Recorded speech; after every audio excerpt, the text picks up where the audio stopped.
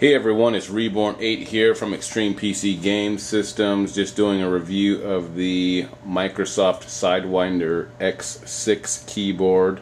Some of the features of this keyboard are a switchable keypad, you have mode switching, automatic profile switching, macro keys up to 90 macros, cruise control. Pretty much this allows you to continue an action without having to hold down the keys or keys assigned to the action. In-game macro record button, WASD gaming keys with front face lighting for enhanced visibility, quick launch key, 2 color adjustable backlighting dials, media keys, and you have a volume control dial. So let's get to the unboxing.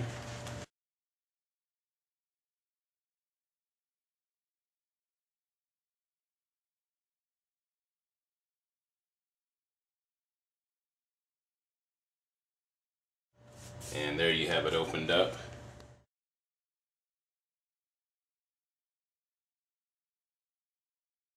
After unboxing the Microsoft Sidewinder X6, what we have here is the driver.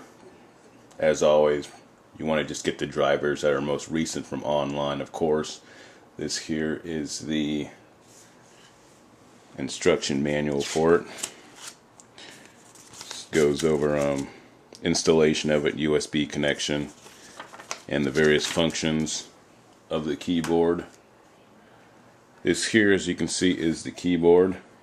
Very low profile. I like the low keys here, meaning that when you push down, don't have to push down too far to make contact. This here is the switchable keypad. Pretty much what you have is this by itself, as you can see. And what nice feature about this is it has a one button push for the calculator, which is kind of a nice feature to have on the keypad itself for if you're doing any computations or whatever, just one push and pop that up on your screen. The keypad itself attaches, here's the connection here, and these are actually magnets, so when you bring it into the keyboard, as you will see as I move it over here, it just connects. So with it being able to go on either side, I could take it off this side here and then move it and actually place it, you can see here, on this side. So it allows you, depending on how you, or if you even want the keypad or where you want the keypad, allows you to place it on either side of the main keyboard, which is kind of a nice feature to have. And here we have the close-up of the keyboard itself. Your F1 through F12 keys right here. Your media keys up here. Different modes up here. This adjusts the brightness of the backlighting here. This is your volume here. Macro keys right here. This switches to different settings on the macros. So as you can see, it's very slim. It does grip very well to a flat surface. I use a glass desk myself, so it definitely gives a nice grip on that. You can see right here, these are the actual magnetic attachments here for the keypad to connect into, and there's the main connector. And this, of course, is on either side, so you can switch sides with it. The wrist part here, it's not removable, but it doesn't really go out that far, so depending on how much room you have on your desk, that might be a problem for you not being able to pull this off or take this off. But other than that, it's very light. And the key pressing on it is, the keys feel really secure across the whole keyboard itself.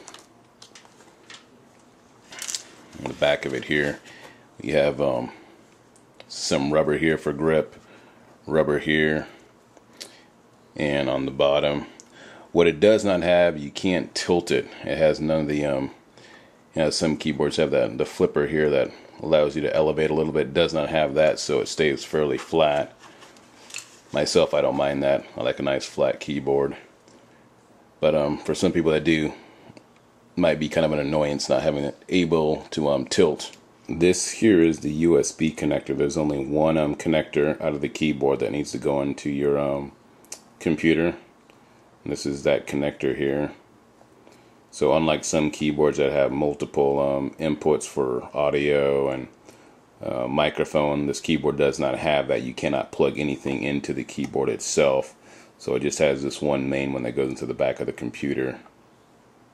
So for those that like to plug in peripherals like a microphone or a headphone into the keyboard, you won't be able to do it with this keyboard. You will have to just use your computer jacks for that. With the keypad, you're going to either use it as a regular numeric keypad, in which case the keys are going to be red, or as programmable macro buttons for gaming, in which case the keys would be amber color. And I'll show you later what the keyboard looks like in dark conditions so you can actually see the difference in the lights on the keyboard itself and the keypad. Now I'm going to go over the function keys of the keyboard. Get that in view there. This key right here is the quick launch key. This will open games, Explorer in Windows Vista, and IntelliType Pro in Windows XP. This key here, little picture of a guy running, is the cruise control. Press this key with another key to continue the action of the key without holding it down. This can be very helpful. FPS shooter games or MMOs, RPGs, if you're wanting to just continue a certain action without having to hold the key down. Definitely use that key. Would come in handy. This key here is the macro record key. Press to record a macro, then choose a macro key. Record your macro, then press again to end recording. So kind of recording a macro on the fly, which is nice. Over here you have a bank switch. Switch between 3 programmable keyboard configurations. And over here you have some lights here that would light up depending on which configuration you are set to. And then we have these set of keys here. These 4 ones here are your multimedia keys. You have pause, play, previous, next, sound mute.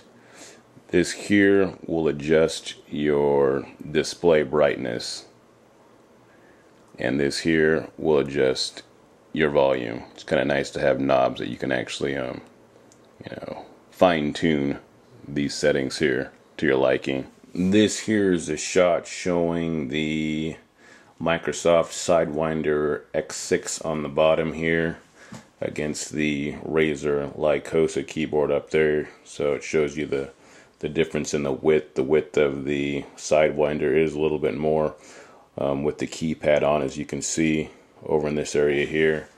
Though if you were to take the keypad off, then of course it is shorter than the width of the Lycosa. At this time I have installed the drivers from the Microsoft website for the Sidewinder X6 on my system, which is running Windows 7 Ultimate 64-bit.